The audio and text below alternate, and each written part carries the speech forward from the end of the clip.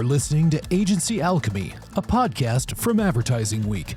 Join us as we sit down with top agency executives to uncover the secrets behind their success and explore how they're navigating the ever-evolving advertising landscape. From discussions around innovative strategies and emerging trends to effective leadership conversations, each episode offers invaluable insights into what it takes to thrive in today's evolving marketing world. If you like this podcast, be sure to subscribe and leave us a review on your podcast platform of choice. And if you're looking for more content like this, check out our roster of podcasts available now on the Advertising Week Podcast Network at www.advertisingweek.com/podcasts. Thanks for listening. The agency business has spent years debating holding companies versus independents, big agencies versus small agencies, and traditional networks versus startups. But perhaps we've been arguing about size when the more interesting question is shape. My guest today believes there is another model entirely. Dana Hork is the founder and CEO of Beers with Friends, a self-described microagency built around just 2 full-time employees, a network of fractional specialists, and a signature 5-day creative sprint called the Beer Run. Rather than building permanent departments and then finding work for them, Beers with Friends assembles the right team around the problem, works with one client at a time, and brings client stakeholders directly into a highly collaborative creative process.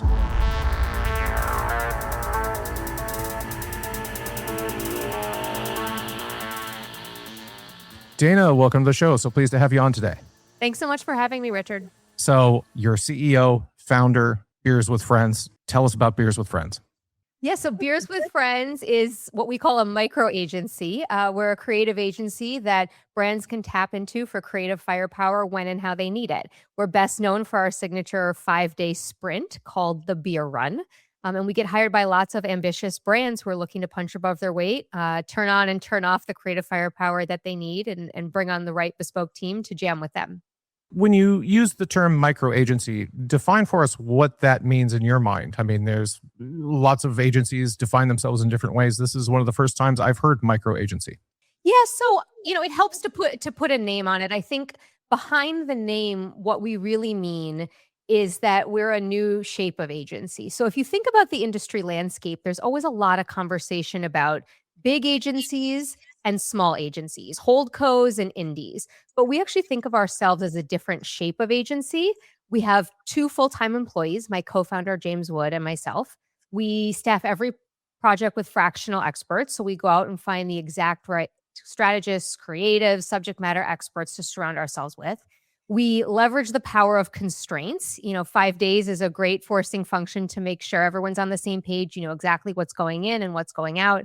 And we've built an extremely collaborative process with clients that doesn't keep them at arm's length, but actually brings them into the process in a very collaborative fashion. So for all of those reasons, it feels like having beers with friends, hashing out a problem, coming to great solutions, by last call. The argument in the creative industry is that there's really only one model, but with 2 different sizes. You have indie agencies, holding companies, as you said. What's fundamentally broken about that model, and how does a microagency sort of fit in there to rectify those issues?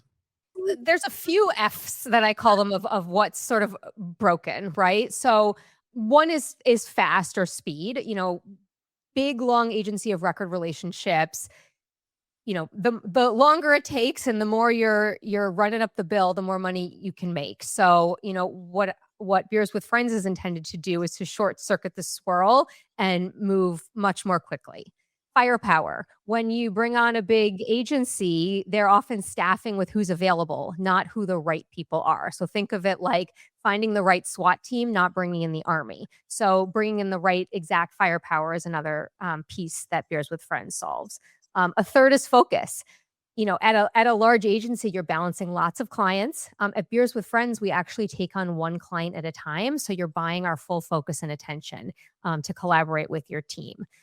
Freedom is another, right? As I mentioned, big agency of record relationships. They want to get you in and keep you in that relationship. At Beers with Friends, you have the freedom to turn us on and off, however it best suits your needs for different types of projects or the same project work stream over and over. And lastly, fluency. I think it is very rare to find marketer founded agencies. I come from the brand world. I was at Jet.com. I was at Walmart. I was at Wonder. And having brand side fluency, I think gives Beers with Friends a real advantage. Let's talk about speed, the fast part of this.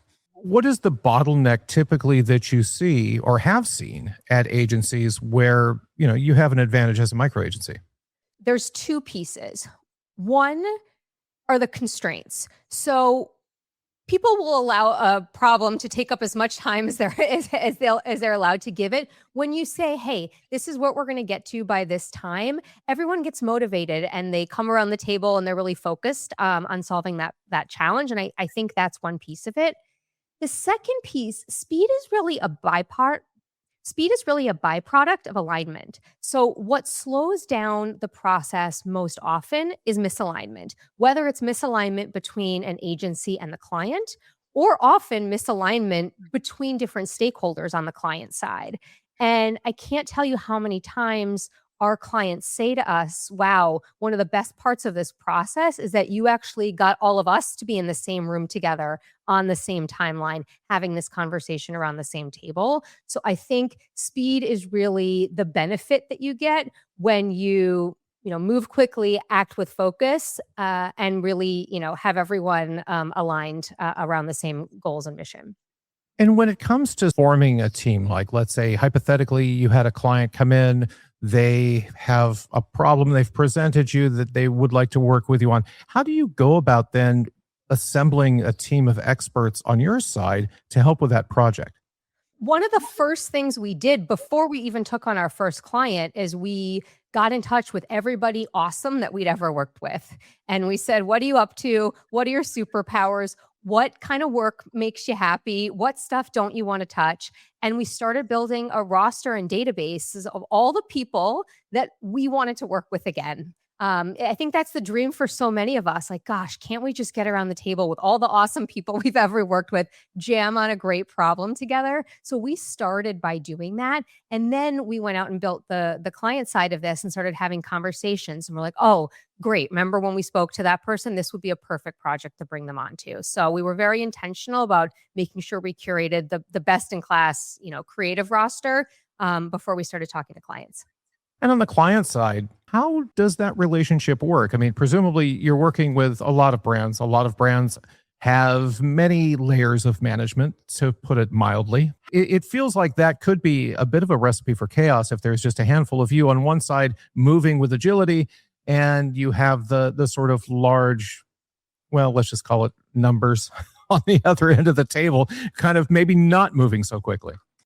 At the end of the day, there's always one key decision maker. And what we find is that those decision makers are seeking us out. So they're motivated.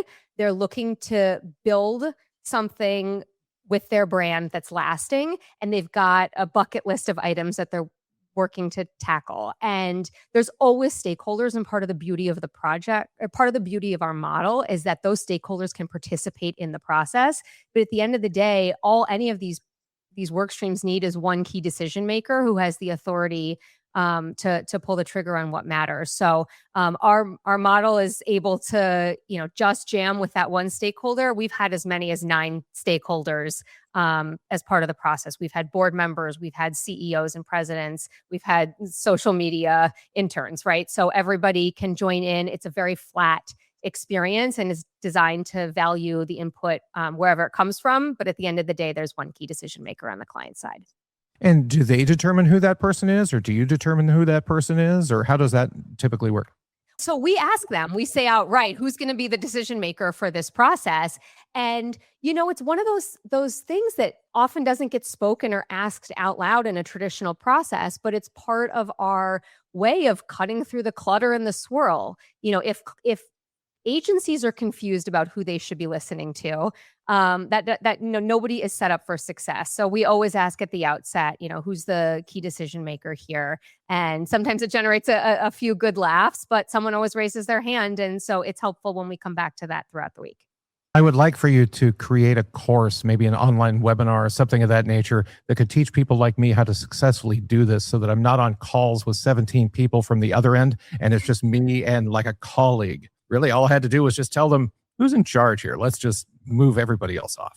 Right. Sometimes it's the simplest things. We have a set of bar rules at Beers with Friends, as you might expect. And one of them is mind reading is for suckers. And so guessing who's making decisions, guessing what the client meant by feedback. We're in Slack, we're in Google Docs, we're texting, we pick up the phone. Mind reading is for suckers. And so just getting comfortable asking the questions, putting it all out there, I think is a key part of a successful agency client relationship.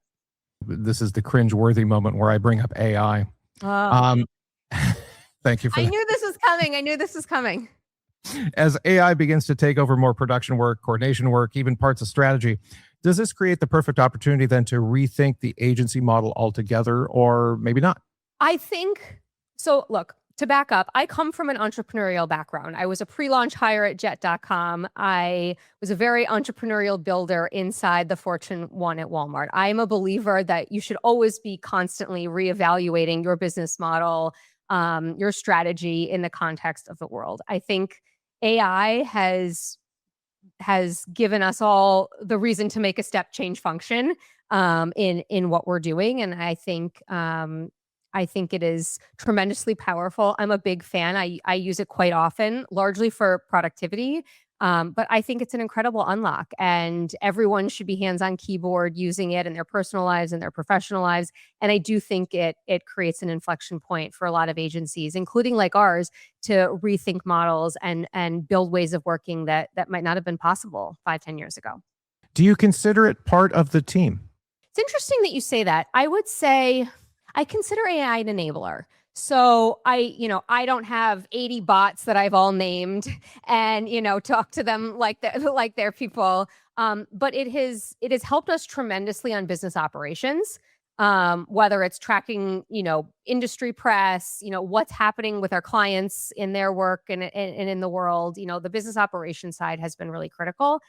On the actual creative side, where I think the biggest unlock has happened is it has allowed us to build what I call shared consciousness with clients much more quickly. So we're not using it for final production work, but given the nature of our process, what we're doing is looking to come to alignment quickly. And we show raw ideas. That's part of the beauty of our process. We don't go off into a black box, come back with 3 options and let the client choose. We might be showing them 20 bar napkin level low fidelity ideas. What AI enables us to do is show with much more efficiency the implications of any one idea. Here's this idea and here's all the stuff it could be, right? And it allows them to see with more fidelity what it might look like in the world, what it might look like applied to their touch points, what it might look like in context of their target consumer. And so I think it helps get to shared consciousness between the agency and client on creative ideas much more quickly.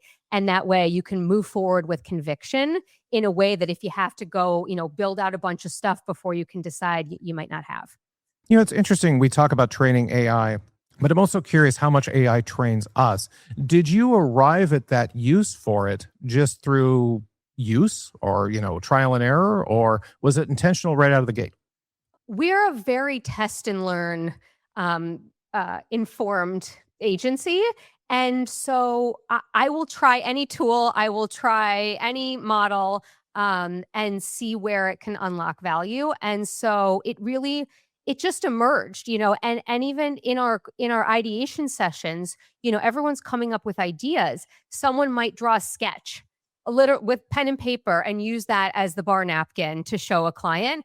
And someone might prompt in an LLM to get it to show an image. Both are completely valid. They're just different ways to put a creative idea on paper and communicate it to a client. So we're sort of agnostic on the method. What we really care about is breakthrough ideas and big thinking. And, look, AI has enabled good enough to be free for everybody. And, the only thing worth paying for now is differentiation. And I think, you got to get the right people around the table. You got to have a process that gets the best out of everybody. So, I'm still on team human, AI enabled for sure. Excellent. Well, if you were building Beers with Friends from scratch, say 5 years from now, instead of today, what do you think you might do differently, if anything? We're only 2 or 3 years old, so it's funny, I still feel like I get to say we are building it from scratch because we're still in it and we're always building. I think we would, I feel like we're still in the building from scratch phase, so I don't know how 5 years from now would be different, but I really believe us and several others out there have been building innovative agencies, like, just at the right time. I think we're all on time. If a CMO listening to this conversation realizes their current agency relationship feels a bit too much like project management than creative partnership, what are the first practical changes they can make to start building the kind of collaborative model you're describing? And it's okay to say, give us a call at Beers with Friends, but I would still like a secondary answer. Yes. Well, you can in fact give us a call. We actually bought a phone number when we started 640 Beer Run. Back to doing things differently. We thought you can give us a call or give us a text. We will get it. I think de-swirling the process with any agency client relationship is the most important. It really does involve getting around the same table, talking about everyone's goals, being open and transparent about it, and figuring out where the overlap is. I think, you know, agencies often come from a place of let's win awards for creative work, and brands come from a place of we have to drive more sales.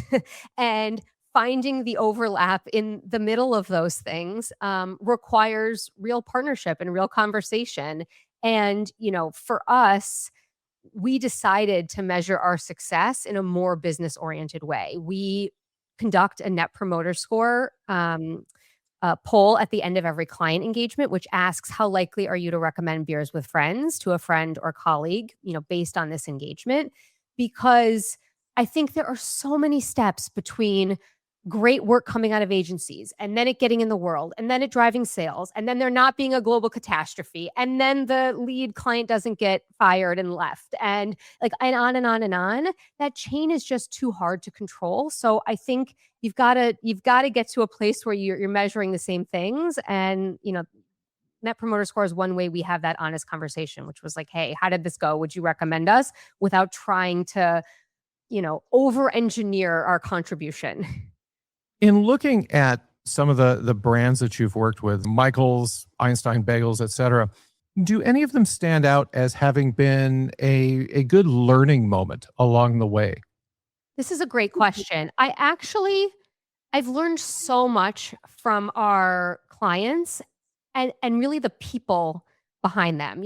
I'll call out two folks. One is Jessica Serrano. She was the CMO at Dig In, now the CMO at Einstein Brothers Bagels, and took a chance on us when we were early on. I had reached out cold. She responded, and it was like the universe, was telling both of us, let's give this a try.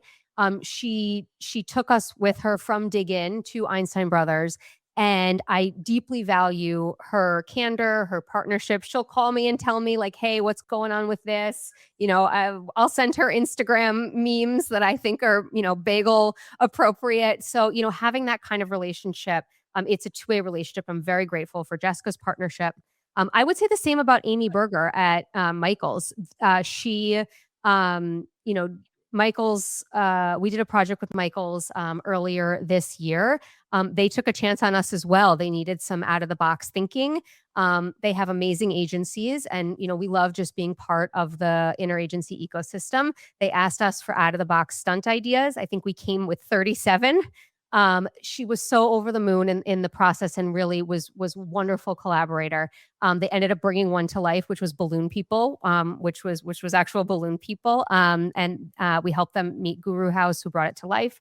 And, also just encouraging, enthusiastic, great with feedback. And I just really valued her partnership as well. So two great CMOs that I learn a lot from, and I'm very grateful for those relationships. And in thinking about maybe the next ideal client that you'd like to work with, who might they be? Not necessarily a specific brand, but what type of brand, what type of need, what kinds of things would you be looking for to work on with them? I'm answering this like a marketer, the psychographic of who we want to meet. But no, seriously, the psychographic of the marketer that most resonates with our model is one who is trying to put their brand on the map in today's context and culture, right? They took the job to say, we are either going to bring back this legacy brand, or we are going to put this brand on the map in a way that's resonant, that's relevant, that has cultural currency. And they are motivated and driven to do that. And they are willing to look outside the box at different ways of accomplishing that, because if they use the same methodologies and the same partners as everybody else, then they're going to look same in their own crowded category. So I call them motivated marketers. Like we resonate with motivated marketers who are looking to find a better path and punch above their weight and really be the catalyst that puts their brand on the map in this context. Well, Dana, this has been an absolute delight. If one wanted to find out more about you or Beers with Friends or both, where should they go? Sure. So you can visit our website, bwfagency.com. And we're also pretty active on LinkedIn. So you can check us out there. I will say that your website is one of the best, most interesting and entertaining websites I've seen since I've been hosting this show now for a year and a half, something like that. Just fascinating stuff there. I really appreciate it. If you do everything the same as everyone else, you won't stand out. We're the only creative agency that I know of that built their agency website on Shopify, where you can check out an actual beer run online. So check us out at bwfagency.com. I really appreciate those kind words. Amazing. Well, thanks for taking the time to be on the show today. Thanks so much, Richard.